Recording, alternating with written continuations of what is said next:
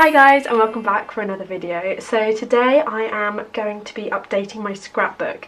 So I've got a lot to go through. I have the whole of India to do. I've got Thailand, Laos and Vietnam to get through, and that's just last summer. This might look like chaos to you, but it's organised chaos. It's taken me about 2 hours to actually just compile the photos that I want to use and to pick which ones and the placements of them. As always, I'll link everything in the description box below, but if you haven't seen my last video where I did the first couple of pages of this scrapbook, then I will leave that linked down below as well. So all the tips and tricks that I showed in that video I won't go over again in this one. I know you guys enjoy my scrapbook videos, so I thought I'd film another one for you and just take you along as I do it myself. I want a big title that says India, and I know it's going to go there, but it's just about placing other things in other areas. I'm purposely leaving borders here because I know that's where this washi tape is going to go, so I just want to see what the placement will be like with the washi tape before I stick it.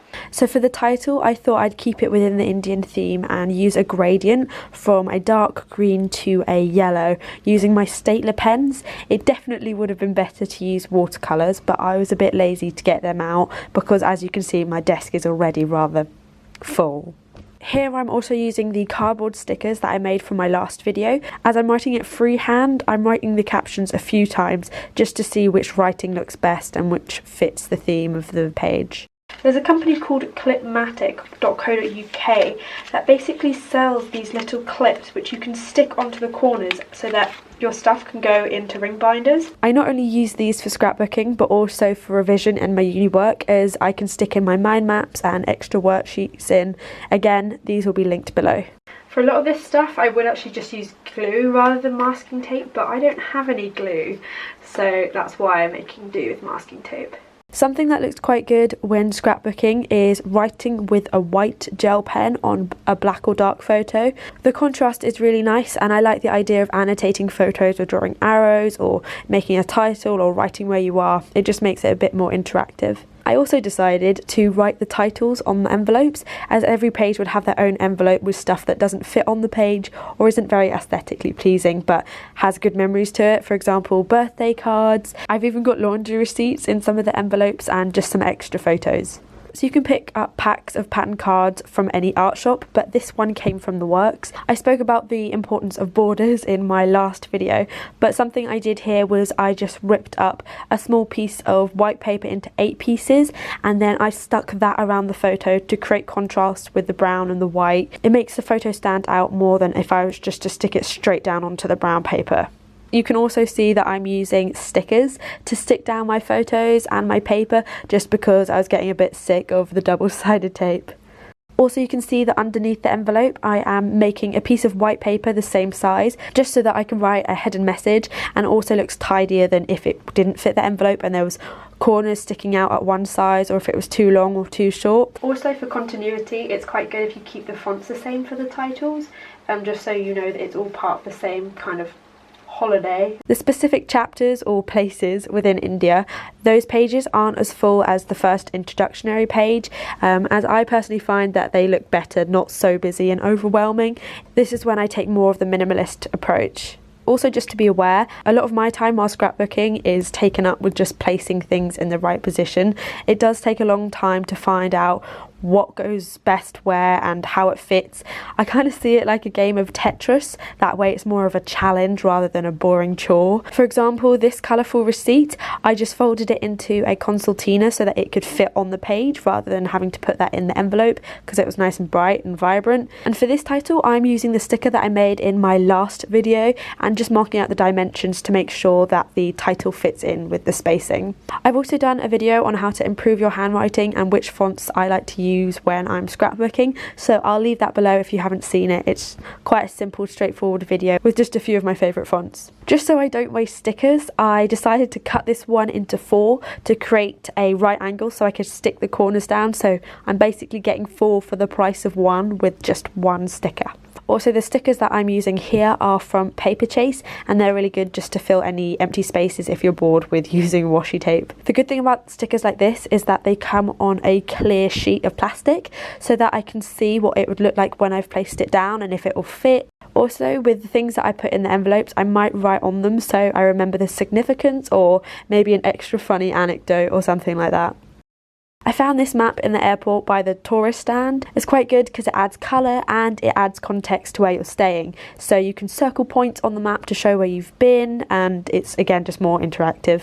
So for this page in Jaipur, I decided to actually cut up this photo at the bottom to cover up the blank space in the top right corner. It adds a bit of pattern and it made the photo fit better onto the page as well. I ended up using a whole glue stick within a couple of hours, but I got a pack of 5 to replace my friends, and then I'll have 3 for me for when I next attempt to do my scrapbook. Because I'm the kind of person that when I do my scrapbook, I do it solidly for 2 days and then I won't do it for maybe a month. Rather than sending the postcards, I've sellotaped them in so I can flap them in and out, so I can write stuff on the back, but they're also pretty photos on the front. Also, this ruler ripping trick is something that I learnt at school whenever we would have to trim our paper to stick it in our big notebooks. It's really good. You basically just place your ruler down hard and then you rip it along and you get a straight line. So moving on to the Bangkok page, I thought for this I would just do one big title page using money, receipts and tickets for the background. I also had some old cash from when my dad went to Thailand ages ago, so I thought I would scrapbook his cash as well. Because we only stayed in Bangkok, it wasn't like I had to do individual places within Thailand. That's why I decided to only do one page. And then the same goes for when we went to Laos. We only went to Luang Prabang, nowhere else like the capital or anything like that. Now, being efficient, I cut this piece in half because I'm actually just going to cover it, so it'd be a waste if I stuck the whole piece underneath there. As an economist, my job is to save scarce resources. Also, don't be afraid to cut up photos so that they'll fit. I am quite a sentimental person, as you can probably see. I keep a lot of mementos, but just don't be afraid to destroy the photo. With my title pages, like the one in Laos, any space without a photo will just have writing, so that it'll be really full. So that's what all the little squares of paper are for. Also, when it comes to titles, if I'm not doing it freehand and using a pencil, then I will use the website dafont.com to look at different fonts. Then I type in the word that I'm going to use and it will show me the letters and how it should look. Also, when it comes to scrapbooks, sometimes it's better to just leave some time, like do a page, move on, then come back, and then you can see what's needed. Otherwise, if you're just constantly focusing on one page, then it's quite hard to see the bigger picture and what looks good. The date stamp I'm using is the one that I got from Poundland that I showed you in the last video, but I just like to use it for cohesion, just so you know how long I was there and what dates I was there for. I then decided to make a page on my first term of uni, and this was using Polaroids, which is really easy because they already fit a very minimalistic scrapbook theme anyway. But personally, if I was to do another page full of Polaroids, I would actually stick them on black paper rather than brown, because I think the contrast of the white and the black looks a bit more striking. I actually used bullet journal stickers as titles.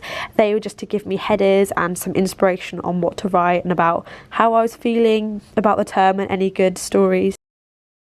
I then decided to make a Christmas page, and I ripped up my carol concert songs, some old books, and they had Christmas stories and Christmas illustrations on them, so that's why it was all generally in keeping with the Christmas theme.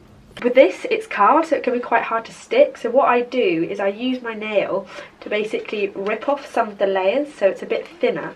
That way you're still getting the front design, but it's just easier to stick and takes up less space in the book, so your book won't be too fat. Also, yes, I'm reusing the back of this as a sort of border because that's resourceful. Another quick thing I'd like to show you, in the last video I showed a few pages of this diary. I've basically finished it, but what I did in this one was I just print out one photo and that'll be the photo of the day. So this is what it looks like without any writing, so I'm just going to fill in these days and write what I remember from the trip. This type of book is more of a journal rather than a scrapbook because it has more writing and it's more about how I'm feeling. But I still have a nice photo there to make it a bit more pleasant to the eye, so it's not just words. As you can see, after those couple of hours, this is now already quite a lot thicker. So I really hope you enjoyed this video.